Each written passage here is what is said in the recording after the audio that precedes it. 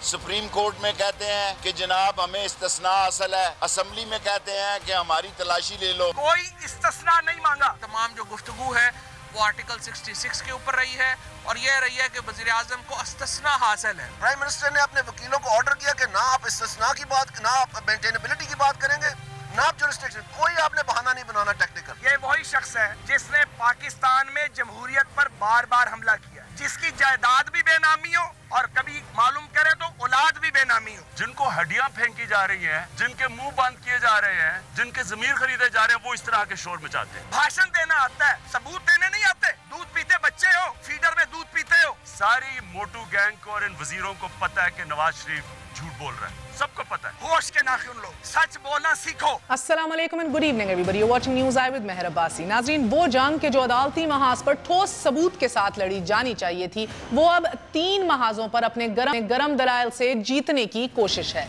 पहले कानूनी मारकाराई है कि जहां कानून मोम की नाक समझा जाता है। Protection of economic reforms act 910, 92 जैसे कवानीन की आड़ में काले धन का तहफ़्फ़ुज़ कर लिया जाता है, तो NRO तर्ज के काली डीलिंग से इक़्तिदार का दवाम और कर्ज माफ़ी का इंतज़ाम भी हो जाता है। खरबों रुपए मालियत की बैरूनी जायदाद की मलकियत के सवाल पर आर्टिकल 66 के तहत वज़ीर आज़म के इस्तेहक़ाक़ और 248 के तहत इस्तिस्ना के खैराती जवाबात आ जाते हैं। काले कैमरों पर अपनी में अलहदा महाज गरम है। अदालत में सबूत से फरार मगर मीडिया पर दस्तावेजात की प्रचार।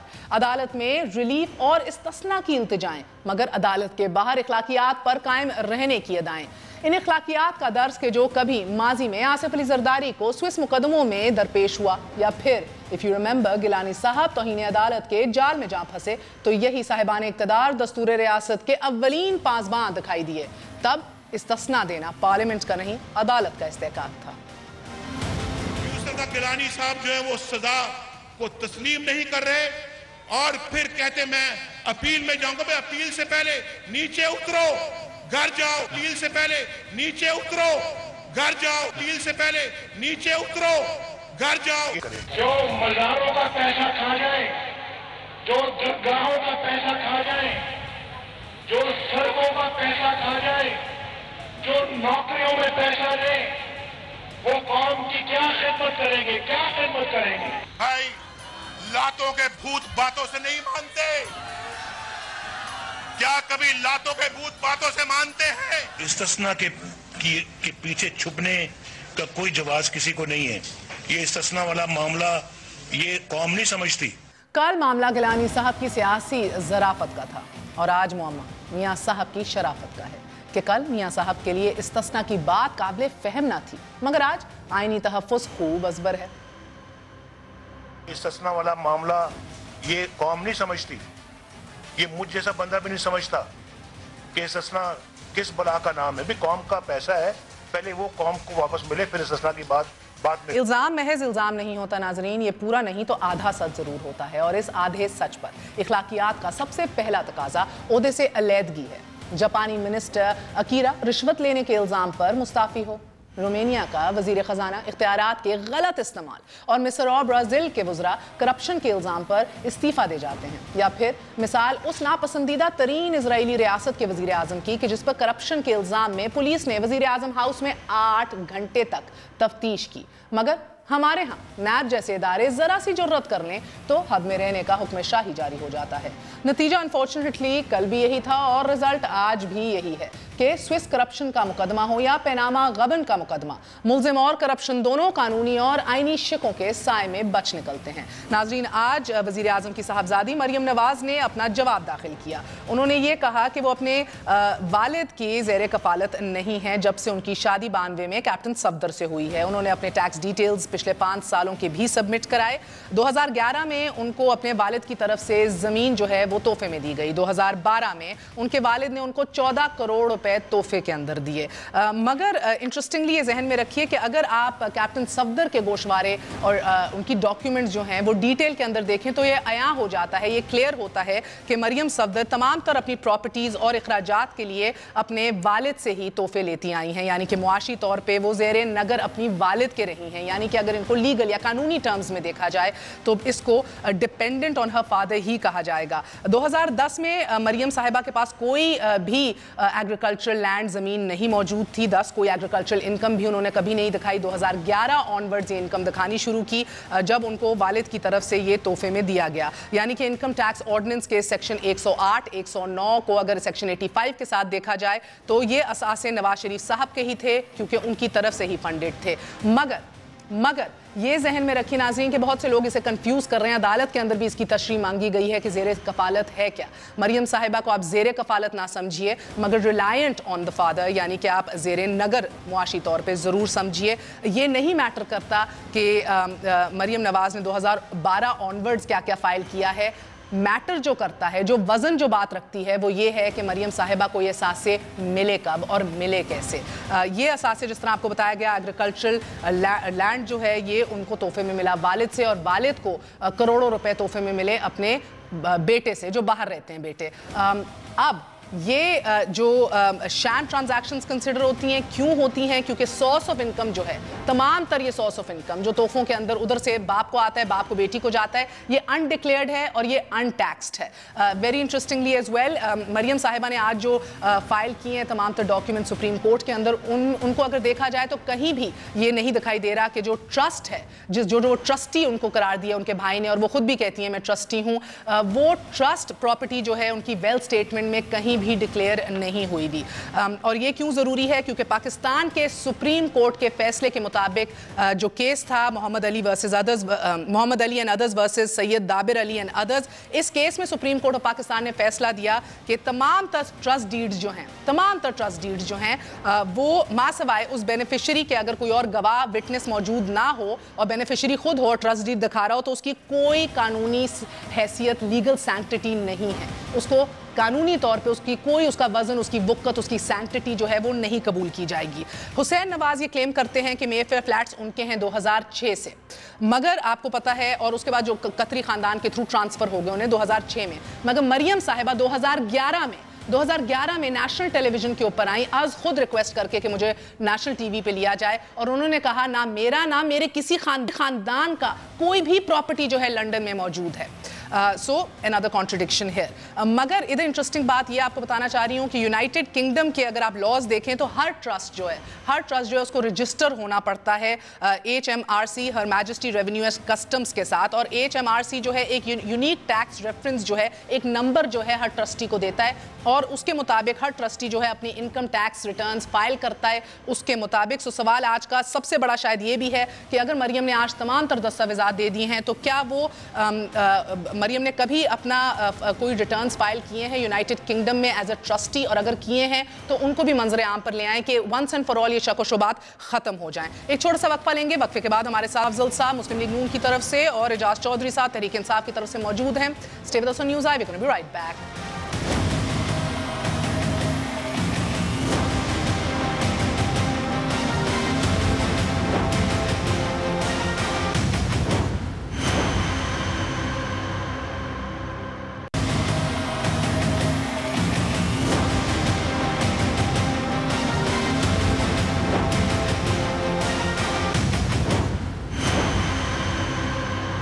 वापस आने का शुक्रिया। Welcome once again to news आई। खुश आमदेद कहती हूँ राना अफजल साहब आपको भी और एजाज चौधरी साहब आपको भी very welcome to the show. मैं राना अफजल साहब आपसे आगाज़ करूँगी। सर फरमाइएगा कि ये क्या माजरा है?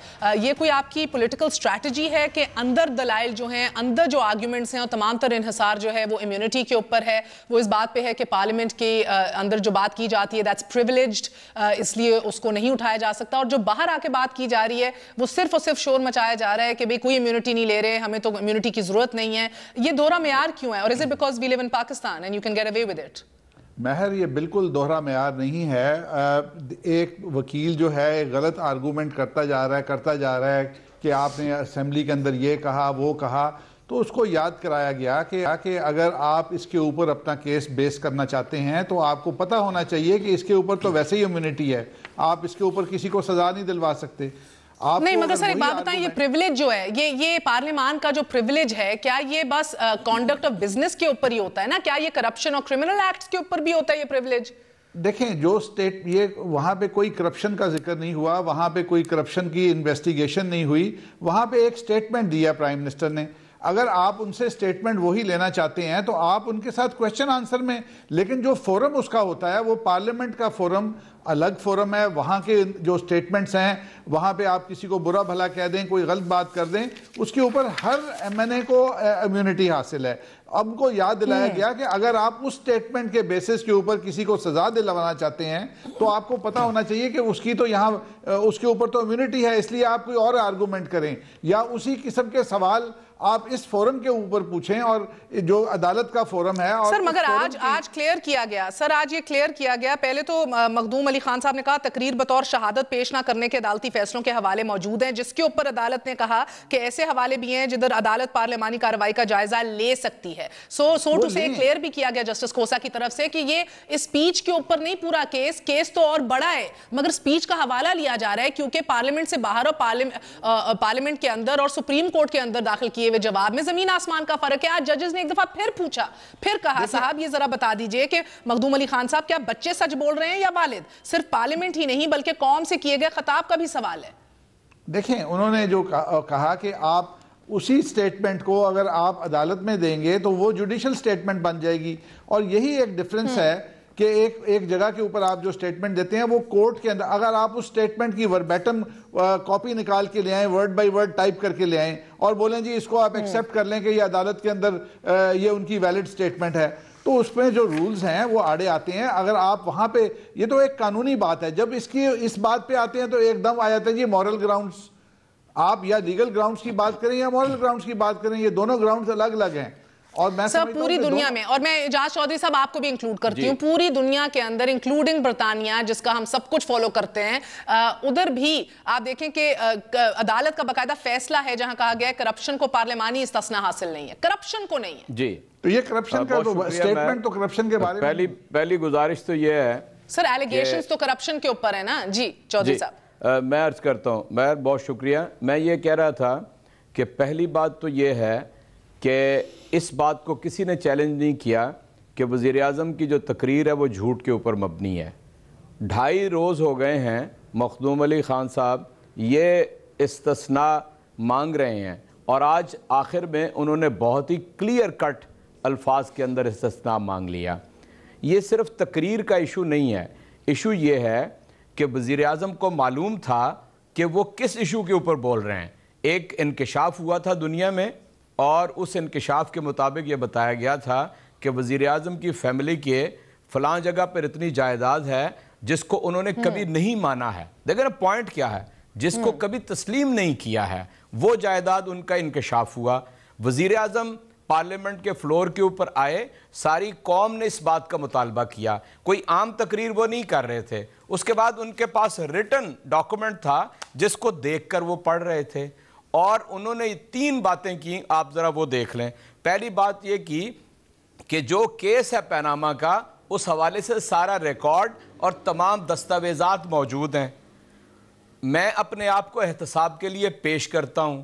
اور تیسری بات انہوں نے کہی کہ میں اپنے آپ کو اور اپنے خاندان کو بھی, جی فیملی کو بھی, اور میں کسی استثناء کو نہیں مانگوں گا, میں کسی استحقاق کو آپ سے نہیں مانگوں گا. یہ انہوں نے ججز بھی آج کل سے پوچھ رہے ہیں کہ وی پی ایم نے تو کہا تھا وہ نہیں مانگیں گے, تو آپ کیوں استفسار و بار بار وہی بات اٹھا رہے ہیں؟ ان کے کاؤنسل سے بھی یہ بات کی. اصل میں اسی بات کا پوری قوم ان سے جواب چاہتی ہے کہ جب آپ نے یہ ساری باتیں پارلیمنٹ کے فلور پہ کہہ دیں, اور آپ نے یہ کہا کہ یہ ہیں وہ ذرائع اور وسائل جن کے نتیجے میں ہم نے 2005 میں جدہ کی مل بیچی اور لندن کے فلیٹ خریدے, پھر آپ نے قطری کا خط کیوں پیش کر دیا؟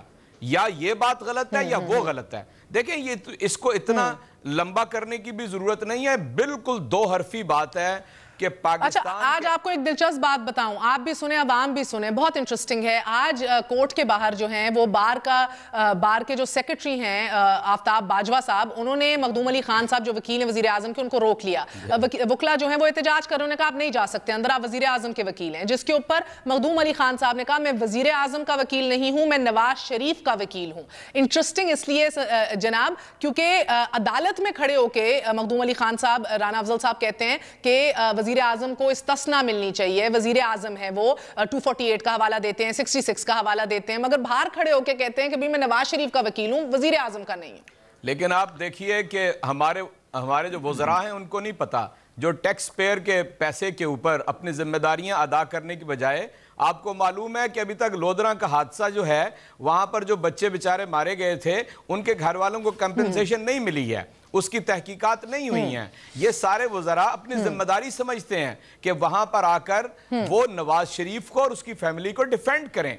मैं तो ये सवाल उठाना चाहता हूं कि आखिर ये कौन सा रास्ता है कि जिस पार्लियामेंट के बारे में खुद आपका आइन ये कहता है कि यहां पर हाकमियत आला अल्लाह की है, और ये जो एक्सरसाइज की जा रही है ये पार्लियामान के नुमाइंदों के जरिए की जा रही है। उनका सरबराह जो है वो झूठ बोलता है और इस पार्लियामेंट के तकद्दुस के ऊपर कोई हर्फ नहीं आता है। ये बुनियादी बात है। मगर राना अफजल साहब, हम किस तरह के मुल्क में रहते हैं, मुझे बताइए, ये किस तरह का मुल्क है सर कि जिधर बाहर कह के एक वजीर आजम कहे कि मैं मुकम्मल एहतसाब के लिए तैयार हूं, मैं इस्तिस्ना नहीं लूंगा, और अंदर उसका वकील कहे कि गो कि उनकी गवाही सच थी असेंबली में, पावे अगर झूठ भी हो तो 66 के तहत आप उसका जायजा नहीं ले सकते, आप फैक्चुअल इंक्वायरी नहीं कर सकते। ये coat and quote Makhdoom Ali Khan के वर्ड्स हैं कि आप फैक्चुअल इंक्वायरी नहीं कर सकते, आपको सिर्फ और सिर्फ इस मामले को देखना है कानून की नजर में। कानून तो हमारे हाथ का बनाया हुआ है, कानून इन्हीं लीडर्स ने बनाया है। ये 92 का जो एक्ट इकोनॉमिक रिलीफ का नवाज शरीफ साहब बना के लाए थे, इन्हीं जद्दारी का, पीपल्स पार्टी का, नवाज शरीफ का, आप ही के बनाए हुए कानून है, उसी से आप तहफ्फुज ले रहे हैं। देखिए महर, एक पंचायती फैसला होता है, उसके अंदर ये सारी गुफ्तगू हो जाती है, और एक कानून के सुप्रीम कोर्ट ऑफ पाकिस्तान बहुत महदूद कवानीन के अंदर, आपने हदूद के अंदर रह के आपने बात करनी है, और वहाँ जो कवानीन हैं एप्लीकेबल हैं उनके अंदर उस दायरे में रहकर बात करनी है जो एप्लीकेबल हैं। शहादत नहीं किस क्यों रहना है, मैं तो आपसे कह रही हूँ इन a perfect world Rana Afzal साहब, जिधर आपका सच इतना तगड़ा हो, आपको तो किसी कानून के दायरे में नहीं रहने की जरूरत। आप अपना सच बयान करें, आप अपने दस्तावेजात पेश करें, आप मनी ट्रेल्स अया करें।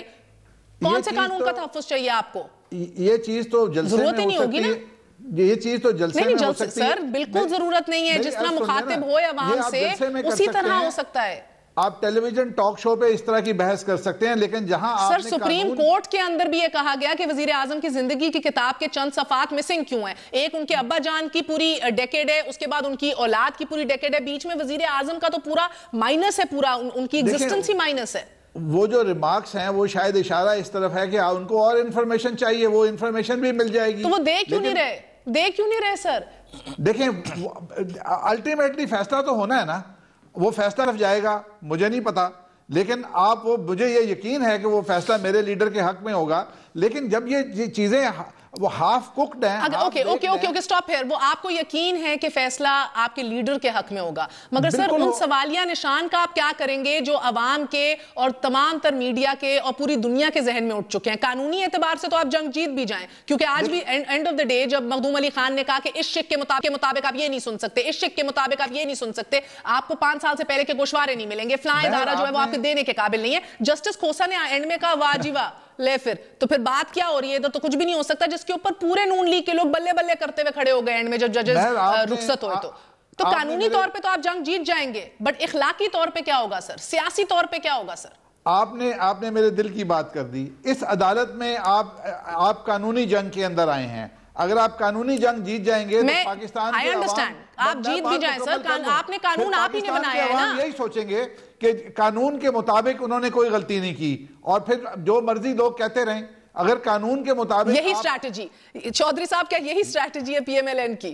ये स्ट्रैटेजी पीटीआई की भी यही है। देखिए ये पीटीआई की भी यही स्ट्रैटेजी है। तो नहीं पीटीआई खुद अमेरिका की अदालत से भागी हुई है। सुन लें, आप जरा सुन लें, हम तो सुप्रीम कोर्ट में उस वक्त लेकर गए, हम आपको सुप्रीम कोर्ट में उस वक्त लेकर गए जब पूरी पार्लियामान के अंदर आपने अपनी अददी कुव्वत की वजह से बात को आगे ना बढ़ने दिया, अवाम की अदालत में लेकर आ गए, और अब हम सुप्रीम कोर्ट में इसलिए लेकर गए हैं कि हमें पूरा यकीन है कि जो वजीर आज़म वजाहत नहीं पेश कर सकता कि उसके 18-19 साल के बच्चे अरबपति कैसे हो गए, जो वजाहत नहीं पेश कर सकता कि उसके वालिद साहब ने 1980 में जहां तस्वीर के अंदर वो खुद अपने आप को नुमाया किए हुए हैं, وہ نہیں بتا سکتے کہ وہ پیسے کہاں سے آئے تھے جس کے نتیجے میں گلف کی سٹیل مل خریدی گئی تھی. پھر جب وہ بیچی تو 9 ملین کی وہ بکی تو اس میں تو 36 ملین کا اس وقت خسارہ تھا. تو یہ گیپ کہاں چلا گیا؟ پھر وہ یہ نہیں بتا سکتے یہ تو کہ اگر یہ پیسے وہاں سے دیکھیں نا. آپ یہ کہہ رہے ہیں کہ یہ اگر آپ اس کے اوپر گفتگو کر سکتے ہیں تو عدالت بھی پوچھ سکتی ہے. حضور میں آپ سے یہی کہہ رہا ہوں کہ عدالت میں گفتگو ہو رہی ہے اور مجھے یقین ہے نواز شریف کو کوئی کلین چٹ نہیں دینے والا. یہ بالکل واضح ہے. ڈیکلیریشن ہوگا اس نے جھوٹ بولا, وہ منی ٹریل نہ دے سکا, اس کے بچوں کے نام کے اوپر اس وقت اربوں روپے کی جائیداد تھی جب وہ سکول گوئنگ تھے. یہ سارے ڈیکلیریشن آنے والے ہیں. کوئی قوم تو جان چکی ہے. میں سمجھتا ہوں کوئی بے ضمیر آدمی ایسا ہوگا جو یہ کہتا ہوگا کہ نواز شریف پاک صاف ہے, جس کے یہاں پہ ضمیر نام کی کوئی چیز ہے. یہ جو 5-6 فٹ کے ہم انسان ہیں نا گوشت پوست کے, اللہ نے 2 چیزیں اس میں رکھی ہیں, ایک دماغ اور ایک ضمیر. جس کے پاس وہ موجود ہے وہ آج یہ جان چکا ہے کہ نواز شریف کے پاس بتانے کو کہ یہ کرپشن کا پیسہ ہے, چھپانے کے لیے کوئی چیز موجود نہیں ہے. اس لیے عدالت میں بھی یہ کیس جیتا جائے گا اور عوام کی عدالت میں بھی جیتا گا. میری بھی بات سن لینا, آپ کی میں نے بہت سن لی ہے, آپ کی بہت سن لی ہے, میری بھی سن لیں. آپ کو ایک موقع ملا ہوا ہے, آپ کو ایک موقع ملا ہوا ہے, میں نے آپ کو منع نہیں کر رہا. دیکھیں آپ کو بھی موقع ملا ہوا ہے. 10 مہینے ہو گئے دے دیں مجھے موقع, اس غریب قوم کے 10 ماہ ہو گئے ہیں. آپ نے جو الزامات لگائے ہیں نا, آپ کو چاہیے تھا آپ کے الزامات کی گردان سن چکے ہیں. اگر رانا افضل صاحب مجھے ایک بات بتائیے گا, دے دیا برطانیہ کے وزیر اعظم, رانا افضل صاحب, وزیر اعظم رانا افضل صاحب, اسپین کے وزیر نے استعفیٰ دے دیا. آپ جا کے یہاں پر اسرائیل کا سابق وزیر اعظم جو ہے وہ جیل کے اندر بیٹھا ہوا ہے سر. اسرائیل کا جو حاضر وزیر اعظم ہے اس کی 8 گھنٹے کی تفتیش ہو رہی ہے سر. برازیل کا جو وزراء ہے وہ اپنا استعفیٰ دے چکا ہے, ایلیگیشنز تھی اس پہ. برطانیہ کی ایم پی جو ہے وہ بھی استعفیٰ دے چکی ہے. سر اخلاقی باتیں نہ ہی کریں ادھر سر, اپنا بی پی ہائی ہو جاتا ہے سر. نہ بی پی ہائی کریں, اخلاقیات کی باتیں پاکستان میں نہ کیجئے. اچھا مجھے رانا افضل صاحب ایک بات بتائیے گا, مریم صاحبہ نے اپنی تمام تر سٹیٹمنٹ جو آج گوشوارے سپریم کورٹ میں داخل کرائے ہیں, اس کے اندر میں دیکھ رہی تھی انہوں نے کوئی جو ٹرسٹی رہی ہیں وہ ان کے مطابق 2006 آنورڈز انہوں نے اپنی کبھی ٹرسٹ پراپرٹی ویلمنٹ میں ڈکلیئر کیوں نہیں کی پاکستان میں؟ کہیں بھی اس کا ذکر نہیں ہے.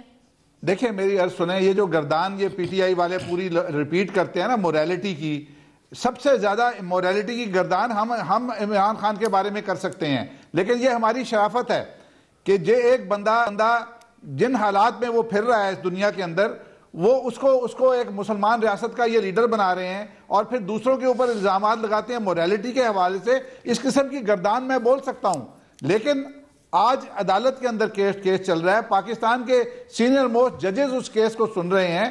خدا کے لیے آپ ان کی ذہانت کے اوپر اعتماد کریں.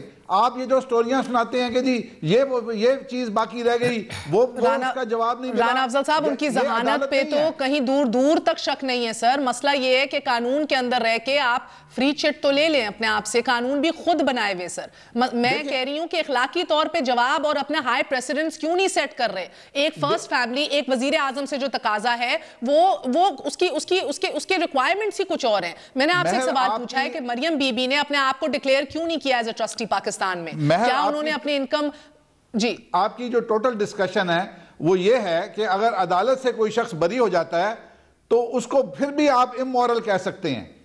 نہیں یہ بات نہیں, میری ڈسکشن ٹوٹل یہ ہے کہ آپ لوگ استثناء مانگ رہے ہیں اندر. آپ کے پاس تو کچھ چھپانے کو نہیں تھا, آپ تو صاف ستھرے تھے. آپ نے تو کہا تھا دودھ کا دودھ پانی کا پانی ہو جائے گا. وزیر اعظم کے کوٹ ان کوٹ ورڈز ہیں 2016 اپریل کے کہ خود کو اپنے پورے خاندان کو احتساب کے لیے پیش کرتا ہوں, عوام کا یہ حق ہے, کوئی استثناء نہیں مانگوں گا. تو مجھے یہ بتائیے سر کہ پھر آپ کیوں استثناء اور پارلیمنٹ کے پریولیجز اور 248 اور 66 یہ باتیں کیوں کر رہے ہیں آپ؟ محض استثناء مانگنے کی ضرورت نہیں ہے. کوئی استثناء مانگنے کی اگر مانگنا چاہیں بھی تو مانگنے کی ضرورت نہیں ہے, کیونکہ استثناء حاصل ہے. آپ یہ کیسے کہہ سکتے ہیں؟ سر پھر مجھے بات بتائیے, جب زرداری کو بھی استثناء حاصل تھی, آصف علی زرداری کو بھی استثناء حاصل تھی, وہ استثناء آپ کو اتنی کیوں چکتی تھی؟ وہ استثناء آپ کو چپتی کیوں تھی سر؟ اچھا اگر وہ نہیں، سر ایک سیکنڈ سر، یہ دورے میں آ رہے ہیں سر، یہ this is hypocrisy, this is double standards. جو آصف علی زرداری بحیثیت صدر کو استثناء حاصل تھی پچھلے 5 سال، وہ آپ کو چپتی کیوں تھی؟ وہ آپ کے قائد کو اس سے شکوہ کیوں تھا؟ اس حوالے سے ملاحظہ کیجئے کہ وزیر اعظم آصف علی زرداری کی استثناء کے حوالے سے کیا رائے رکھتے تھے. یہ آن ایئر کیجئے، ذرا ایک دفعہ ملاحظہ کیجئے.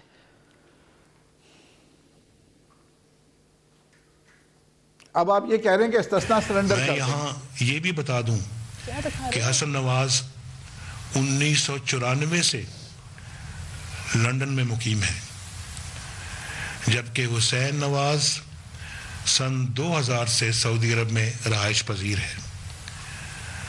دونوں ان ممالک کے قوانین اور قواعد و ضوابط کے مطابق اپنا کاروبار کرتے ہیں. میں ایک مرتبہ پھر خود کو، اپنے پورے خاندان کو احتساب کے لیے پیش کرتا ہوں. پارلیمانی جمہوریت میں منتخب نمائندوں سے سوال پوچھنا عوام کا حق ہے اور جواب دینا حکمران کا فرض ہے. میرا اپنے آپ سے یہ عہد ہے کہ اگر کمیشن کی تحقیقات کے نتیجے میں مجھ پر کوئی الزام ثابت ہوا تو میں ایک لمحے کی تاخیر کے بغیر گھر چلا جاؤں گا. جی اب استثناء کا بھی سن لیجئے.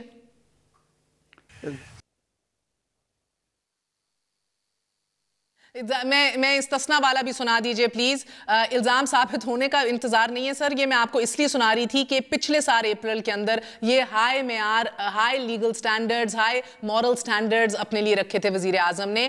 آج آپ کہہ رہے ہیں کہ بھئی میری خود بات ہوئی سر آپ لوگوں سے، آپ لوگ ایگزیمشن نہیں مانگی. آپ کہہ رہے ہیں ہمارا حق ہے، تو زرداری کا بھی تو حق تھا نا، صدر تھا. جب وہ استثناء کی بات کرتا تھا تب آپ کو کیوں چپتا تھا؟ اجازت دے دیجئے تھوڑی. اگر قانون کے مطابق ایک چیز موجود ہے، آپ کہتے ہیں سر قانون اسی آئین اور اسی قانون کے مطابق آصف علی زرداری کو بھی تھا سر. وہ بھارت کا آئین لے کے نہیں استثناء مانگ رہا تھا سوئس کیسز میں، وہ اسی آئین کے تحت مانگ رہا تھا. تب وہ آپ کو بھارتی آئین لگ رہا تھا اور آپ کی باری آئی تو آپ کو پاکستانی آئین لگ رہا ہے. وہ دوسرے لوگ جو مرضی بیان دے، فیصلہ تو عدلیہ نے کرنا ہے نا کہ دینا ہے استثناء کے نہیں دینا. Again, this is not the question. فیصلہ تو of course عدلیہ کا ہے سر، مگر question یہ کہ آپ کی آرگیومنٹس کیا ہیں، وہ ہائی مورل گراؤنڈ کہاں گیا؟ وزیر اعظم کی استثناء پہ رائے کیا رہی ہے، ملاحظہ کیجئے. مورل گراؤنڈ کی استثناء والا معاملہ یہ قوم نہیں سمجھتی، یہ مجھ جیسا بندہ بھی نہیں سمجھتا کہ استثناء کس بلا کا نام ہے. بھی قوم کا پیسہ ہے، پہلے وہ قوم کو واپس ملے، پھر استثناء کی بات میں. استثناء کس بلا کا نام ہے؟ عوام نہیں سمجھتی ہے استثناء. ذرا مجھے اجازت دے دیں، استثناء ہم نے مانگا نہیں ہے. جی آپ کا چودھری صاحب. بات تو یہ ہے کہ 2.5 روز سے کم از کم میں تو عدالت میں تھا، رانا صاحب نہیں تھے. مخدوم علی صاحب گھما پھرا کے یہاں پر بات واپس لے آتے تھے کہ انہیں استثناء چاہیے آرٹیکل 66 کے تحت، اور بات یہاں تک پہنچی کہ عدالت نے کہا کہ یہ اگر آپ یہ کہیں کہ کوئی پروسیکیوٹ کرنا چاہتا ہے وزیر اعظم کو ان کے بیان پہ، تو یہاں کوئی پروسیکیوٹ نہیں کر رہا، لیکن ریکارڈ کے اوپر تو یہ ہے نا، یہ موجود تو رہے گا ریکارڈ کے اوپر، وہ تو نہیں چلا جائے گا. دوسری بات، رانا صاحب نے موریلٹی کا ذکر کیا، جہاں ہم نواز شریف کو سپریم کورٹ میں لے کر گئے ہوئے ہیں، یہ بھی عمران خان کو اسی سپریم کورٹ کے اندر لے کے گئے ہیں. جتنی باتیں اور اشارے کر کے یہ شکوک دیکھیں نا، میں آپ سے عرض کرتا ہوں رانا صاحب، آپ جو چاہیں کریں، دیکھیں نا ہم آپ کو پوری طرح ایکسپوز کر چکے ہیں، ابھی تو یہ بتانا باقی ہے. یہ ابھی 13 تاریخ کو بی بی سی کی رپورٹ آئی ہے، آپ چیلنج کریں نا، اس نے یہ سنیں انہیں، آپ چیلنج کریں نا بی بی سی کی رپورٹ کو، جو رپورٹ یہ کہہ رہی ہے کہ 1993 سے لے کر آج تک اس کا جو مالک ہے اس کے اندر کوئی تبدیلی نہیں ہوئی. یار کچھ تو خدا کا خوف کریں، کچھ تو دیکھیں کہ آپ کیا اس پاکستانی قوم کو کیا کہہ رہے ہیں. کمپنیز ہیں، کمپنیز میں تبدیلی نہیں ہوئی.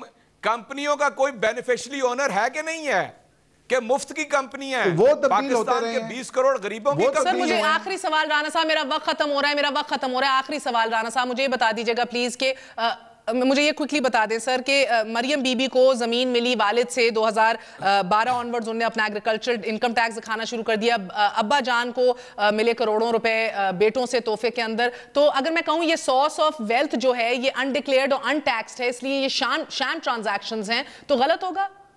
دیکھیں اب وہ جو ٹرانزیکشن میاں نواز شریف نے اپنی سٹیٹمنٹ میں شو کی ہوئی ہے، اس کا مطلب ہے کہ وہ اس کی فائنینشل سائیڈ اس کی شو ہو گئی ہے. اب انہوں نے یا دو سورسز تھے، یا وہ اپنی بیٹی کو گفٹ کر دیتے یا وہ اس کو اپنی ریٹرن کے اندر شو کر دیتے، تو دونوں ایکسیپٹیبل ہیں لاء کے اندر.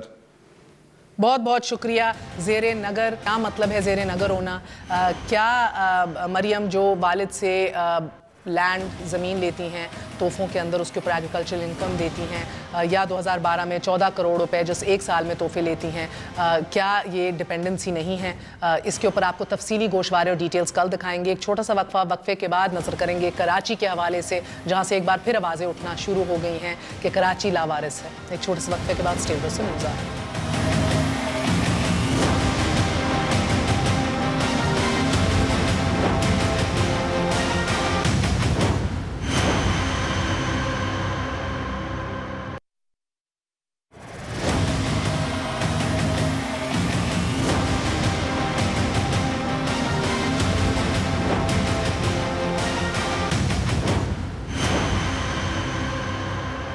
اسی حوالے سے بات کریں گے. ہمارے ساتھ موجود ہیں خالد مقبول صدیقی صاحب. خالد صاحب السلام علیکم. جی وعلیکم السلام.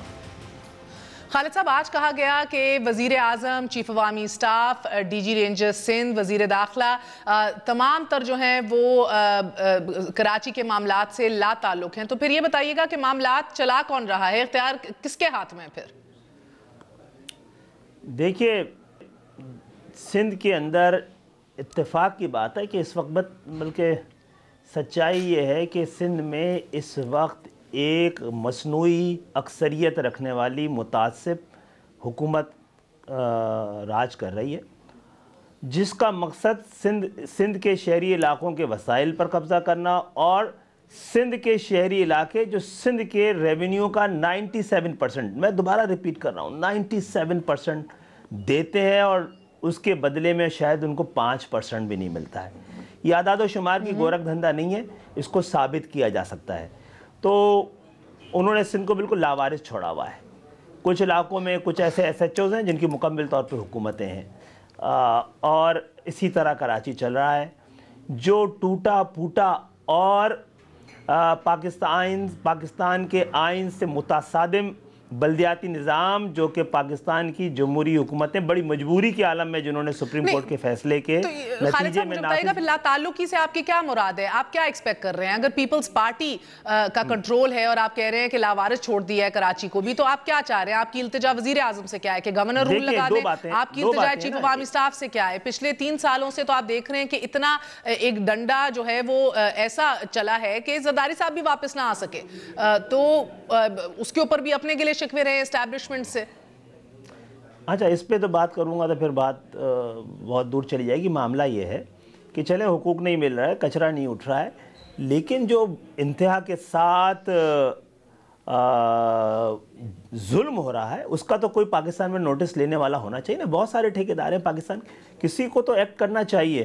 اور ایم کیو ایم کے کارکنان جو ہیں، ایک تو ہم پہ الزامات رہے ہیں بہت سارے، ہم نے اسے جان چھڑانے کی کوشش کی الزامات سے، اس کے باوجود ہمیں ایسا محسوس ہو رہا ہے کہ کچھ مصنوعی طور پہ ہمیشہ جو کراچی کے اوپر خاص طور پہ قیادت مسلط کرنے کی کوشش کی جاتی رہی ہے.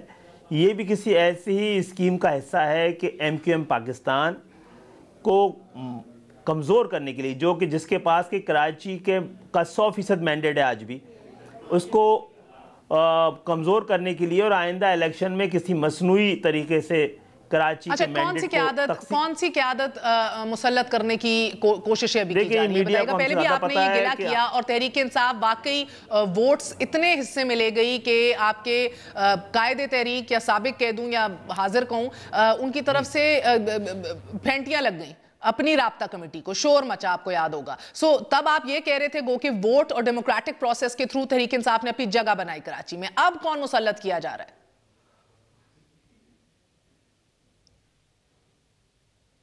پتا ہے کہ ہم میں سے کچھ لوگوں کو، جن کو پارٹی سے نکال دیا گیا یا چلے گئے، آج جب ان کے پاس کوئی بڑا مجرم بنا کے جس کو پیش کیا جاتا رہا ہے ایم کیو ایم میں، جب وہ وہاں پہ شمولیت اختیار کرنے کا فیصلہ کرتا ہے، سارے جرائم اس کے ختم ہو جاتے ہیں. اور ہر ایم کیو ایم کے معصوم کارکن کو بھی اسی لیے مجرم بنانے کے گزشتہ 1 سال سے کوشش کی جا رہی ہے، اہم کارکنان کو، تاکہ وہ مجبوری میں وہاں جا کے پناہ لے سکیں، اور کچھ اگر شاید ملوث بھی رہے ہیں تو ان کے جرائم بھی معاف ہوتے رہے ہیں۔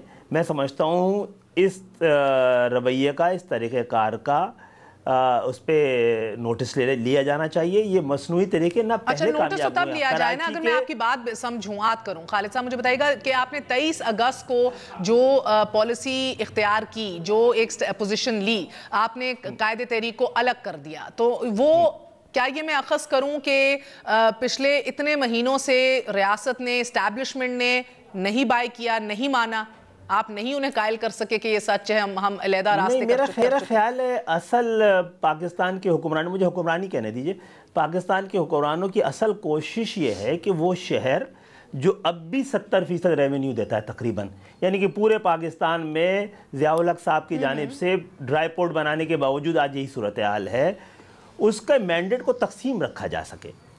تو اگر ویسے نہیں ہوا، کراچی کی عوام بازی نہیں آ رہی ہے، بار بار ایک ہی سوچ کو دے رہی ہے، ایک ہی فکر کو دے رہی ہے، ایک ہی طرح کی لیڈرشپ کو دے رہی ہے، تو کوئی مصنوعی طریقے سے کئی بار کوشش کی گئی۔ پوری کوشش یہ ہے کہ ایم کیو ایم سے پہلے جو کراچی کا کہ ووٹر تھا، جس طرح ڈیوائیڈڈ تھا، وہ ڈیوائیڈ رکھا جا سکے۔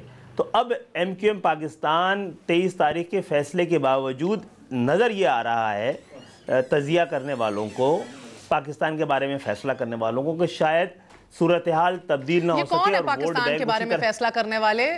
خالد صاحب ذرا کھل کے بتائیے۔ میں بول رہا ہوں نا، حکمران، اتنا ہی کہہ سکتا ہوں۔ کون سے حکمران؟ پاکستان کے حکمران۔ کون سے حکمران طبقہ کہہ لیجئے چلے۔ اچھا سر، یہ بتائیے گا کہ گرفتاریوں کا فائدہ کسے ہو رہا ہے، یہ تو ذرا کلیئر کیجئے نا۔ دیکھیے، ایک تو اسی مصنوعی طریقے سے مسلط کی جانے کی کوشش کرنے والی جو کہ ابھی پوری پراپرلی سیاسی جماعت بھی نہیں بن سکی ہے، اس کو بھی شاید گمان ہے کہ اس کو فائدہ ہو رہا ہے، جبکہ اس کو شاید نقصان ہو۔ اور پیپلز پارٹی سمجھ رہی ہے کہ اس طریقے سے، اس رویے سے کراچی کے لوگ آپس میں الجھے رہیں گے، تو اس کو کراچی میں اپنی منمانی کرنے میں آسانی رہے گی۔ دیکھیں نا، آپ مسئلہ یہ خالد صاحب، معذرت کے ساتھ مسئلہ یہ ہے کہ آپ نے ہوائی فائرنگ شروع کر دی ہے پیپلز پارٹی کے اوپر، بظاہر آپ سامنے کر رہے ہیں، پس پشت آپ کس پہ کر رہے ہیں وہ تو سمجھا ہی جا سکتا ہے، صرف یہ ہوائی فائرنگ کیوں نہیں؟ Why are you not precise? Problem ہے کہ پیپلز پارٹی کو تو اپنی دکھی ہے، اس کے تو اپنے گلے شکوے نہیں ختم ہو رہے۔ آج ہم نے اپنی پریس کانفرنس میں یہ بھی کہا ہے کہ آئندہ جو کچھ ہم کہہ رہے ہیں نا ہوائی فائر، ہم آنے والی اپنی پریس کانفرنس میں اس کو اسپیسیفائی بھی کریں گے، بتائیں گے بھی، اور اعداد و شمار بھی پیش کریں گے، نام بھی دیں گے کہ ہم یہ کیوں کہتے رہے آج کے دن تک۔ جائز سیاسی سپیس چاہیے۔ سر ابھی تو آپ کو مسئلہ یہ ہے کہ معذرت کے ساتھ جو جائز ناجائز سیاسی سپیس پیک کے دنوں میں آپ نے انجوائے کی، گلوری کے ڈیز میں الطاف حسین صاحب کے بیانات گھنٹوں ٹی وی پہ چلتے تھے، کسی کی ہمت نہیں تھی کاٹنے کی، وہ تو دن گزر گئے۔ اب تو آپ کی پریس کانفرنسز کو بھی سیریسلی نہیں لیا جا رہا۔ تو آپ جب کہتے ہیں کہ ہم اسپیسیفائی کریں گے اور یہ جائز سیاسی سپیس دی جائے، جائز سے آپ کی مراد کیا ہے؟ ہم نے تو صرف آپ کو ایک یا تو ناجائز روپ میں دیکھا ہے۔ جی شاید ہماری طرف سے یہ غلط وہ چلی جاتی ہو کہ سیاسی سپیس دیکھیں، ہمارے پاس ایم کیو ایم جو کہ اس وقت بھی سول اور واحد مینڈیٹ رکھنے والی جماعت ہے سندھ کے شہری علاقوں کی، اس کا تقریباً 95% ڈھانچہ بھی اور بظاہر عوامی مینڈیٹ بھی ہمارے پاس ہے۔ تو ہمیں اسپیس رکھنے کی بات نہیں کہ ہمیں اسپیس دی جائے، ہمیں ہمارا حق دیا جائے۔ جمہوریت کا تقاضا یہی ہے کہ جس کے پاس جس جگہ پر جتنا مینڈیٹ ہو اتنا ہی اختیار بھی ہو، تو ہمارا جائز اختیار وہ تو چلو میئر کے اختیارات کے اوپر بھی آپ بات کریں، مگر ایک بات بتائیے سر، تحریک انصاف نے اب قرارداد بھی جمع کرائی ہے کہ غیر معینہ مدت تک رینجرز کے اختیارات جو ہیں ان کو توسیع دے دی جائے۔ اس کے اوپر ایم کیو ایم کا کیا رد عمل ہے؟ کس پہ ریپیٹ کریں گے اپنا سوال؟ جی آپ نے دیکھا ہے کہ آج سندھ اسمبلی میں تحریک انصاف نے قرارداد بھی جمع کروائی ہے کہ رینجرز کو غیر معینہ مدت تک توسیع دے دی جائے۔ اس پہ آپ کا رد عمل کیا ہے؟ کیا آپ اس قرارداد کی حمایت کریں گے؟ دیکھیے، ہم تو کہتے ہیں کہ یہ غلط یا صحیح، یہ مطالبہ ہمارا ہی تھا ایک ایسے وقت میں جب کہ پورے شہر کو گینگ وار کے حوالے کیا گیا تھا کہ آئے اور پورا شہر اب بہتر ہو گیا، یہ بھی مانے پھر؟ اچھا بہتر ہو گیا. ہاں ہم یہ چاہتے ہیں کہ دہشت گردی اور وہ جو کہ مالیاتی دہشت گردی ہو رہی ہے صوبے میں، ان دونوں کے حوالے سے یہاں پر کارروائی ہونی چاہیے. اور یہ نظر کرم صرف اگر پیپلز پارٹی بھی کہتی ہے نا کراچی میں امن کی صورتحال بہتر ہوئی ہے، اگر ان کو لگتا ہے کہ کام اتنا ہی اچھا ہو رہا ہے تو وہ پھر پورے سندھ تک اس کے دائرے کار کو کیوں نہیں پھیلاتی ہے. میں سمجھتا ہوں بالکل یہ آپ کا پہلے بھی موقف رہا ہے، آج تحریک انصاف کا بھی یہ موقف ہے، مگر غیر معینہ مدت تک جو ہے توسیع دے دی جائے، اس کے اوپر آپ کا اسپیسیفکلی اس کے اوپر کیا رد عمل ہے؟ نہیں میرا خیال ہے غیر معینہ مدت تک تو نہیں دیا جا سکتا کہیں بھی، حالات کی بہتری تک کا تو آپ دے سکتے ہیں. اور دوسری بات ہے نا، دیکھیں کئی لوگ پکڑے گئے اندرون سندھ میں بھی، رینجرز نے بھی پکڑنے کی کوشش کی، نہیں پکڑ سکی. کراچی کی منتخب قیادت جو تھی اس نے اپنے ساتھ ہونے والی زیادتیوں کا گلہ تو کیا ہے. ہم نے اس آپریشن کو ختم کرنے کی کبھی بات نہیں کی، نہ ہی فزیکلی ریزسٹ کیا ہے کبھی، جو کہ کراچی کے اندر طالبان جیسی دہشت گرد تنظیموں نے اور گینگ وارز کرتی رہی ہیں. جس طرح کہ ابھی سندھ کے اندر تھوڑی سی کارروائی ہوئی لاڑکانہ وغیرہ میں، جو کھرل صاحب وغیرہ تھے اس پہ پولیس نے کارروائی کر کے وہ لوگ چھڑوا لیے. تو میرا خیال ہے اگر پیپلز پارٹی اس حوالے سے سنجیدہ ہے اور سنسیئر ہے، اور سندھ سے بھی سنسیئر ہے، تو اس کو یہ اگر دیا جائے. دو اہم ڈیولپمنٹس ہیں پچھلے چند مہینوں کی. ایک ڈی جی رینجرز تبدیل ہوئے ہیں اور دوسرا آصف علی زرداری صاحب واپس آ گئے ہیں. ان دونوں کو ساتھ رکھتے ہوئے آپ دیکھ رہے ہیں کہ آنے والے دنوں کے اندر بہتری آئے گی؟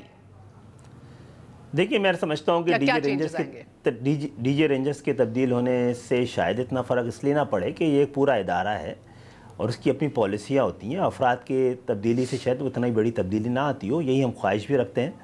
اور ہمارا تقاضا صرف یہ ہے کہ یہ میرٹ پہ کام ہو اور یہ کام انصاف کے تقاضوں کو پورا کرتا ہوا ہو. دیکھیے جو بھی مجرم ہے اس کو آئین کے مطابق اس کو پکڑا جائے، کیس چلایا جائے، سزا دی جائے. ہمارے ساتھ خالد مقبول صاحب موجود تھے، کہہ رہے تھے کہ رینجرز کی کو غیر معینہ مدت تک توسیع دینے کی بات جو ہے وہ بہرحال ایم کیو ایم کے لیے قابل قبول نہیں ہے. آج کے لیے اتنا ہی، انشاءاللہ I'll see you all tomorrow. Good night, اللہ حافظ.